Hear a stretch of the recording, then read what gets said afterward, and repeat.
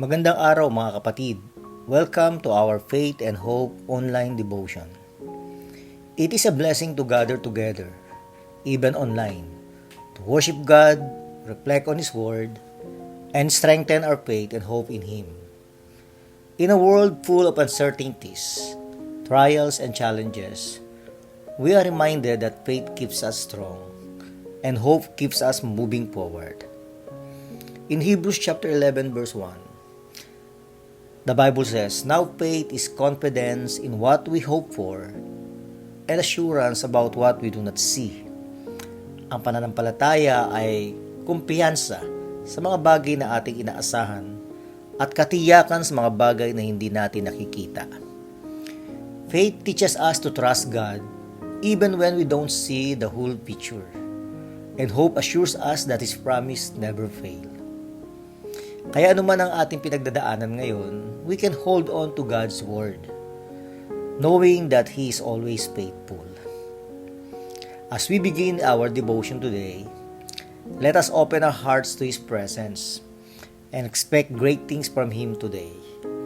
Kung handa na tayo, let us pray and seek the Lord together. Our dear Heavenly Father, we come before You today with humble and grateful hearts, thanking You for the gift of life and this opportunity to gather in Your presence. Salamat po sa Iyong walang hanggang pag-ibig at katapatan sa amin. Kahit sa mga panahon ng pagsubok at kawalan ng katiyakan. Lord, today we focus on faith and hope again. Two powerful gifts that sustain us. Sa gitna ng aming mga takot at pangamba, tulungan mo kaming magtiwala ng buong puso. When we face struggles, help us to remember that You are in control and Your promises never fail. Lord, fill our hearts with unshakable faith and unwavering hope. Let this devotion be a time of spiritual renewal, where we can hear Your voice and be reminded of Your goodness. Basbasan mo po ang bawat isa sa amin, ang aming mga pamilya, kaibigan, at ang aming spiritual na paglalakbay. We surrender this time to You. Be glorified in everything we do today. All this we pray in Jesus' mighty name. Amen and Amen. In our devotion today, we will be discussing about walking by faith or lumakad sa pananampalataya. In 2 Corinthians chapter 5 verse 7, the Bible says, "For we walk by faith and not by sight." Sapagkat namumuhay tayo ay batay sa pananampalataya, hindi sa kung ano ang ating nakikita. So tayo nagtitiwala sa Diyos sa lahat ng mga bagay patungkol sa Kanya, kahit hindi natin talaga nakikita ng ating mga mata.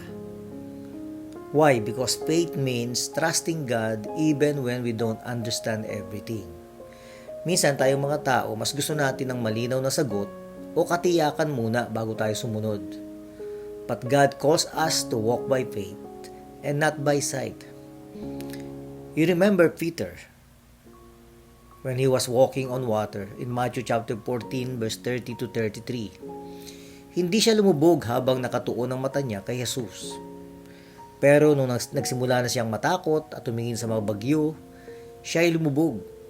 The same things happen to us. When we focus on our problems instead of God, we start to doubt and fall.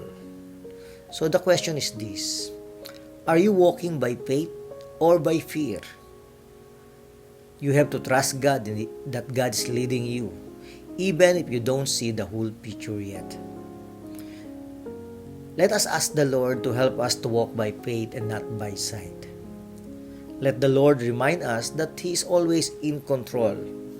Lagi nating tatandaan, let us keep our eyes on Jesus and He will lead you through every storm. Huwag natin tatanggalin ang ating mata sa Panginoon, katulad ni Pedro, at siguradong Siya magdadala sa atin patungo sa ating paroroonan kahit may mga bagyong dumarating sa ating daraanan. Ito po ang ating mensahe sa devotion for today.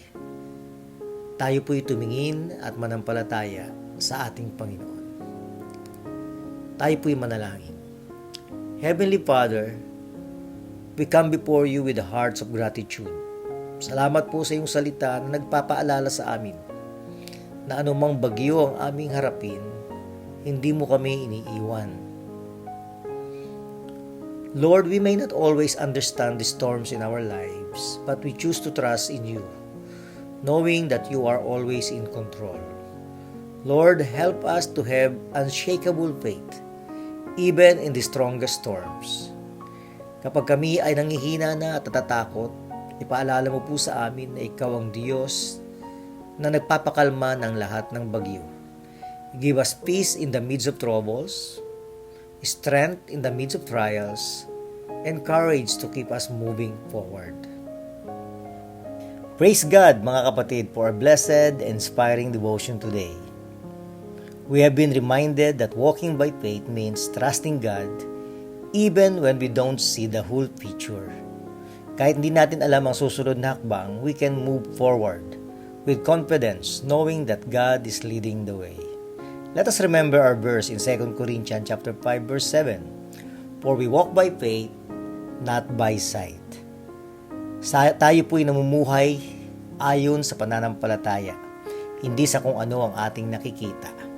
So, as we close this devotion, let us take these truths to our heart. 1. Faith requires trust in God's plan. Ang pananampalataya ay pagtitiwala sa plano ng Diyos. 2. Faith means obeying when it is hard. Ang pananampalataya ay pagsunod kahit mahirap ang ating gagawin. And thirdly, faith gives us strength to overcome challenges. Ang pananampalataya ay magbibigay sa atin ng kalakasan upang mapagtagumpayan natin ang lahat ng hamon sa ating buhay. Kaya anuman ang ating inaharap, mga kapatid, lakad lang ng may pananampalataya.